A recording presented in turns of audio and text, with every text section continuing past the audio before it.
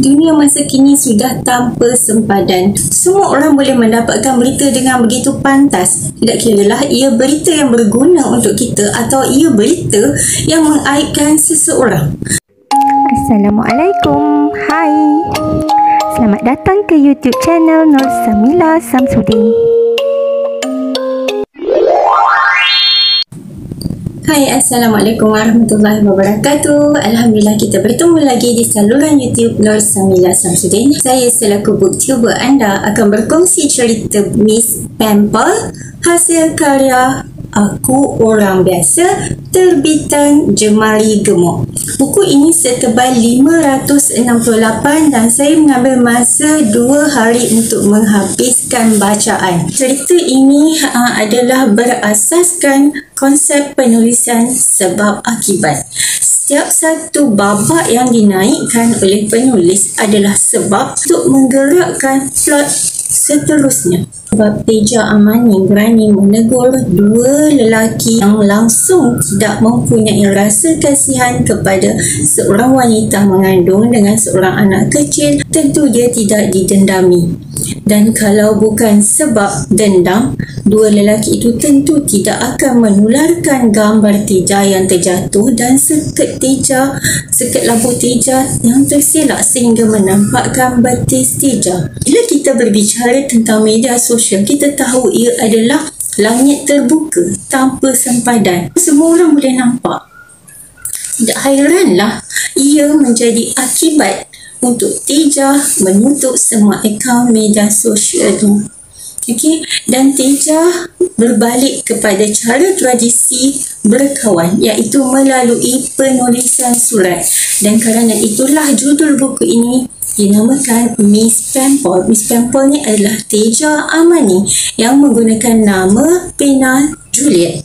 Kalau bukan sebab sahabat baik Teja mempunyai rasa cemburu dan mensabotase surat kepada Edward Cullen, rakan pena Teja, tidaklah Teja berjumpa atau berkenalan dengan seorang lelaki yang bukan Edward Cullen tetapi menggunakan nama ED di hadapannya, iaitu Edison. Sebab jiwa yang sedang kacau, Ed telah mengutip kembali surat sesat yang datang kepadanya. Lalu dia melepaskan rasa dengan kenakalannya melalui surat ini. Sebab Teja telah diajar dan diingatkan oleh arwah ayahnya untuk tidak membalas kejahatan dengan kejahatan, maka dia telah membalas surat daripada orang yang tidak dikenalinya itu yang menggunakan bahasa yang menyakitkan jiwa Teja ketika membacanya dengan doa. Teja mendoakan agar orang tersebut dipermudahkan urusannya dan dihilangkan segala racau dalam jiwanya dan terus hidup. Akibat daripada itu, Ed telah tersentuh hati dan dia berusaha untuk mengenali Juliet yang mempunyai hati yang sangat suci. Itu yang saya katakan, cerita ini adalah berasaskan konsep penulisan sebab akibat. Biasanya abang kepada Ed telah mengambil study drug. Dia sebenarnya tidak mampu nak bawa medik tu sendiri. Kerap gagal dalam ujian dan peperiksaan dan kerap pula dikecam oleh ayahnya sendiri. Dia jadi tertekan. Ada campuran di dalam study drug yang baru diambil daripada supplier baru itu. Okey, dan itu menjadi punca kematian Jason. Okey, di sini saya nak sentuh lagi sekali tentang sebab akibat. Okey, kenapa penulis membawa kita kepada penyalahgunaan dadah atau study drug dalam kematian Jason? Kenapa tidak dimatikan Jason melalui cara yang lain, aksiden ke? Kenapa penulis memilih dadah? Okey, ini ada sebabnya. Sebab akibat. Okey, dalam babak yang lain, babak sebelum ini, Ed dan Jason telah menyelamatkan seorang wanita Cina yang berumur di pusat membeli belah, yang mana Ed bertindak sebagai penyelamat dengan melakukan CPR kepada wanita tersebut. Babak ini sebenarnya ada 2 akibat. Okey, satu mengakibatkan tekanan tambahan kepada Jason sebagai seorang abang, sebagai seorang anak kepada Dr. Eng, doktor pakar yang sangat hebat, dan juga tekanan sebagai seorang pelajar medik, yang mana dia gagal menyempurnakan tanggungjawabnya menyelamatkan orang awam di tempat awam, sedangkan dia dah belajar walaupun secara paksaan. Dan dia tertekan kerana adiknya yang berusia 17 tahun, muda SPM, mampu melaksanakan tanggungjawab tersebut. Akibat yang kedua, akibat kepada pertemuan, perkenalan kepada suami wanita yang diselamatkan itu, yang digelar sebagai uncle. Dia menggelarkan dirinya sebagai uncle dan dia memanggil Ed sebagai Acai. Kita mungkin melihat ia sebagai satu pertembungan tanpa sengaja hanya untuk menonjolkan kelemahan watak Jason. Tetapi tidak, ada akibat yang lain, iaitu dia membawa kepada plot yang lebih besar, yang mana selepas kematian Jason akibat penyalahgunaan dadah, Ed telah lari keluar dari rumah dan buta-buta mencari supplier dadah tersebut, sehinggakan dia dipukul dengan teruk. Dan lelaki tua yang pernah Ed selamatkan isterinya itu rupa-rupanya adalah seorang ketua komisi gelap. Ini bukan spoiler sebab akibat yang seterusnya lebih gempak. Lihat bagaimana jalinan plot itu dihubungkan dengan sebab akibat. Itu sebagai seorang watak yang orang kata perfect, lelaki idaman wanita, yang mana dalam nama dia Thor, watak dalam Avenger tu kita tahu macam mana perwatakan Thor yang begitu gagah. Dan Thor atau Tariq dalam cerita Miss Pampol ini pun memiliki perwatak yang sama sebab dia adalah anak kepada guru silat. Dan Thor mengajar silat di kampung. Latar belakang agama Thor sangat kuat. Itu adalah ciri-ciri imam yang diminati oleh kebanyakan wanita. Tetapi persoalannya di sini, kenapa di dalam Miss Pampol watak Tijak Mani tidak melihat perkara itu? Sebaliknya, dia lebih mudah jatuh hati kepada si Apek ni, iaitu Edison Eng, seorang yang tak ada agama, dan curiosity dia terhadap satu-satu perkara yang Teja sebut tentang agama Islam itu telah membuatkan Teja mencari jawapannya. Dia perlu mencari sesuatu yang boleh membuatkan lelaki ini faham. Hubungan di antara Ed dan Teja atau Romeo dan Juliet ini berasaskan kepada banyak persoalan. Ed telah mempertikaikan tentang kepercayaan Teja terhadap Al-Quran. Kenapa Teja begitu percaya terhadap apa yang dibawakan oleh Muhammad? Dan Teja masa tu marah. Dia kata, kenapa pula nak pertikaikan kepercayaan dia? Dia memang lahir dan dia disuruh percaya.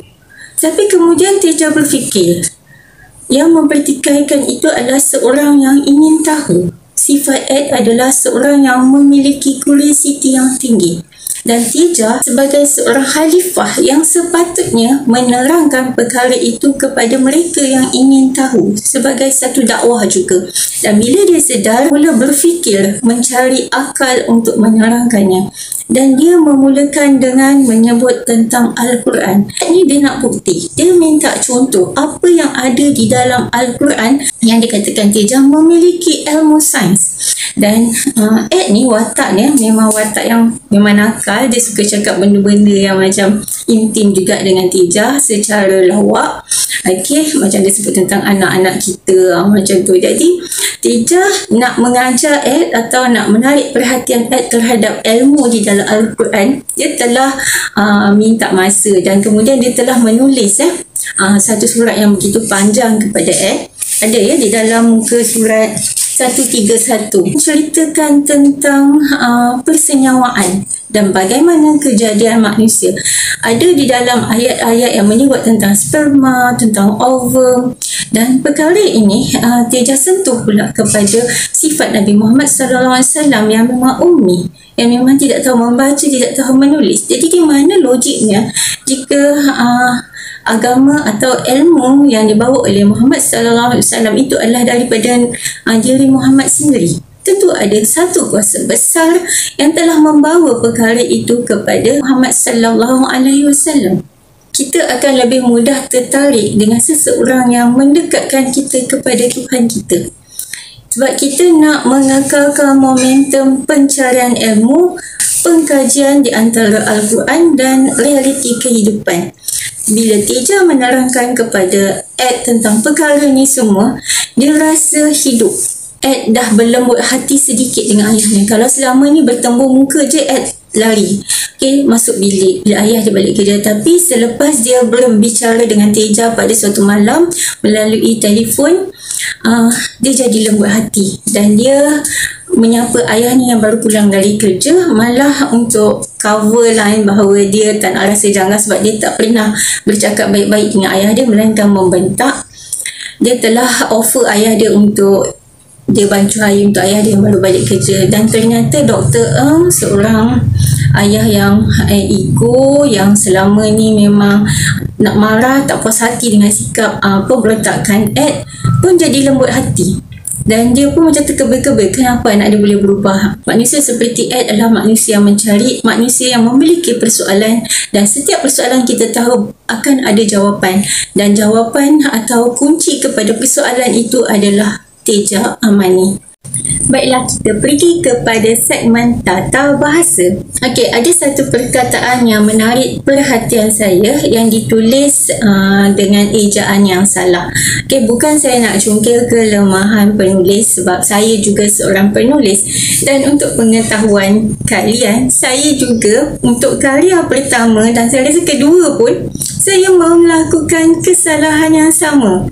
Saya tak tahu pun ejaan dia sebenarnya bukan macam tu. Okay, dan saya lihat dalam Miss Pempol ni pun, dia pun sama dengan saya. Saya yakin perkataan tu dieja dengan betul tanpa saya menyimak kamus Dewan. Sekali bila tengok kamus Dewan, ya Allah, memang betul saya salah. Saya macam okay. Jadi bila saya jumpa di dalam buku orang lain, saya rasa nak berkongsi dengan anda ejaan yang sebenar pada konteks yang sebenar. Jadi apakah perkataan itu? Selepas kau dah membebel pandang lebar, tiba-tiba baru kau nak cakap apakah perkataan itu. Perkataan itu adalah pekarangan. Okey, ejaan sebenar bagi pekarangan yang merujuk kepada halaman rumah ataupun satu-satu kawasan yang seumpama halaman, ejaannya adalah P-E-K-A-R-A-N-G-E-N, pekarangan, bukannya perkarangan. Kata dasarnya ialah karam. Okey, dan kalau perkarangan, salah tak? Sebab perkarangan juga ada di dalam kamus Dewan, tetapi kata dasarnya bukan karam. Kata dasarnya adalah karangan. Okey, perkarangan tidak merujuk kepada halaman rumah. Sebaliknya, ia merujuk kepada aktiviti batu karang, ya. Sebab saya pernah buat silap dan saya tak mahu kesilapan itu kekal kepada mana-mana bahan bercetak yang lain. Buku ini sebenarnya adalah kopi review, ya, iaitu buku yang dikirim oleh penulisnya AOB kepada saya untuk ulasan. Jadi saya ucapkan terima kasih kepada AOB di atas kiriman buku Miss Pempol dan juga utusan cinta dia. Dan kepada mereka yang berminat untuk mendapatkan buku Miss Pempol dan utusan cinta dia, boleh menghubungi penerbitan Jemgali Gemuk atau penulisnya sendiri melalui media sosial atau kontak yang saya sertakan pada description. Boleh cek kat situ. InsyaAllah tak menyesal, ya, sebab banyak ilmu di dalam buku ini. Terima kasih kerana menonton video ini dan semoga ia memberi manfaat kepada anda, juga memberi manfaat kepada diri saya sendiri. Assalamualaikum warahmatullahi wabarakatuh. Jumpa lagi insyaAllah.